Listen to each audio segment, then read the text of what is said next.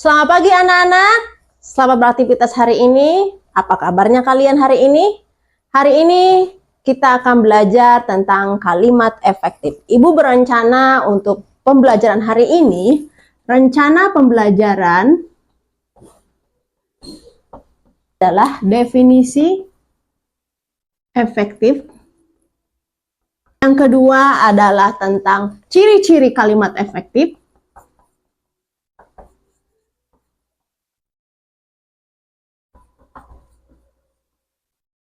Nah, yang ketiga adalah fungsi kalimat efektif.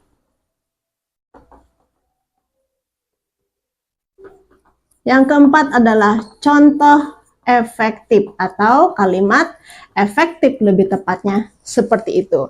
Nah, anak-anak siapa yang pernah belajar kalimat efektif?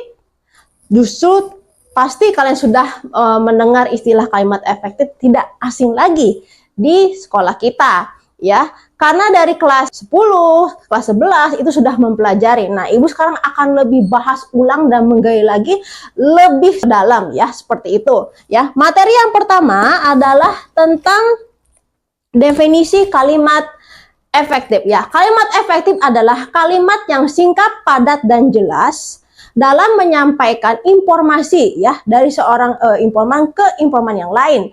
Jadi kalimat tersebut tidak ambigu ya, sangat relevan dan tegas seperti itu. Yang kedua adalah ciri-ciri kalimat efektif. Ciri-ciri kalimat efektif yang pertama adalah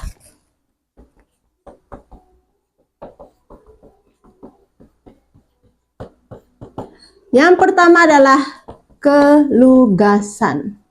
Ya, kalimat efektif itu sangat lugas dikarenakan dia tepat sasaran ya. Jadi orang yang memberitahukan tentang kalimat efektif itu akan tahu kalimat efektif itu dapat dicerna dengan baik. Yang kedua adalah ketepatan ya.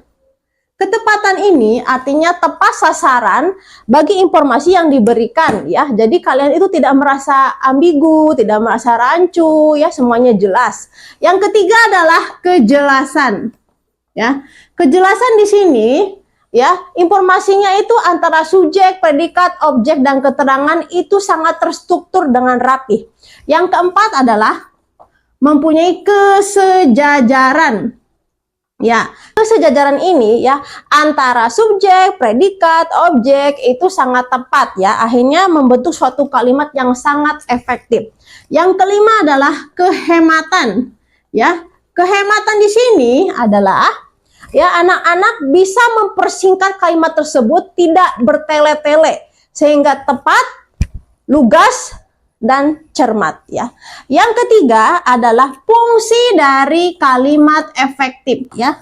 Pasti kalian ingin tahu dong apa sih fungsi kalimat efektif itu sebenarnya ada banyak ya.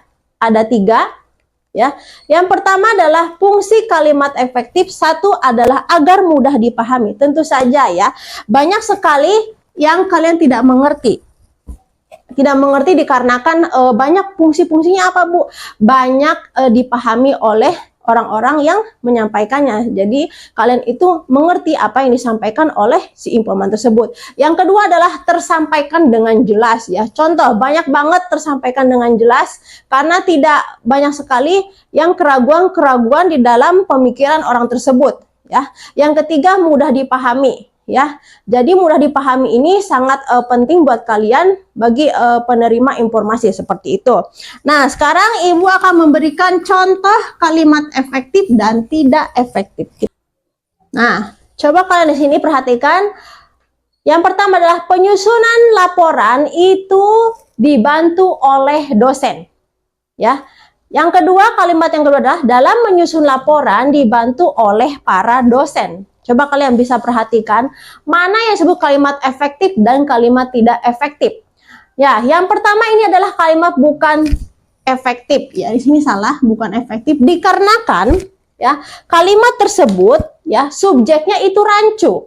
Ya, harusnya subjeknya itu di depan ya, atau mengibaratkan subjeknya itu sebagai pelaku, bukan subjeknya itu di belakang predikat seperti itu ya. Terus yang kedua adalah dalam menyusun laporan dibantu oleh para dosen. Artinya kalimat ini sebenarnya kalimat tidak aktif ya. non pasif, tapi kalimat ini efektif karena nanti si subjeknya itu yang melaporkan bahwa dia itu dibantu oleh para dosen, ya. Apakah sudah mengerti?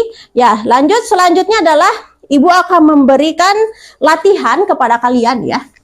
Ini adalah contoh kalimat yang tidak efektif. Sekolah kami yang terletak di depan bioskop Surya. Kenapa sih bisa tidak efektif? Nah, Ibu kasih tahu jawabannya. Yang benar adalah sekolah kami terletak di depan bioskop Surya. Kenapa? Kalimat yang ini, ya, atau kalimat bantu ini tidak diperlukan karena sudah ada subjek yang sudah menerangkan. Nanti ini terlihat ambigu dan terlihat banyak, tidak efektif dan tidak hemat dan serta tidak efisien. Jadi langsung saja sekolah kami yang terletak di depan bioskop Surya. Ya, kata yang sini tidak cocok dan tidak bagus sehingga tidak memberikan penghematan dan tidak memberikan kejelasan. Seperti itu, ya. Anak-anak, itulah materi yang sudah Ibu sampaikan. Apakah ada yang bisa kalian mengerti atau belum? Nanti kalian bisa tanya lagi kepada Ibu, ya. Jadi belajar hari ini yaitu tentang kalimat efektif, ya, sangat berguna sekali buat kehidupan kita sehari-hari. Apalagi buat kalian di kelas 12 pasti akan melanjutkan ke jenjang kuliah, ya. Jadi cocok sekali buat kalian membuat makalah, tesis atau disertasi seperti itu, ya. Itulah materi dari Ibu tentang kalimat efektif. Semoga kalian bisa mengerti. Nanti bisa di penghujung acara kalian bisa tanya-tanya lagi sama Ibu. Oke, terima kasih. Wassalamualaikum warahmatullahi wabarakatuh.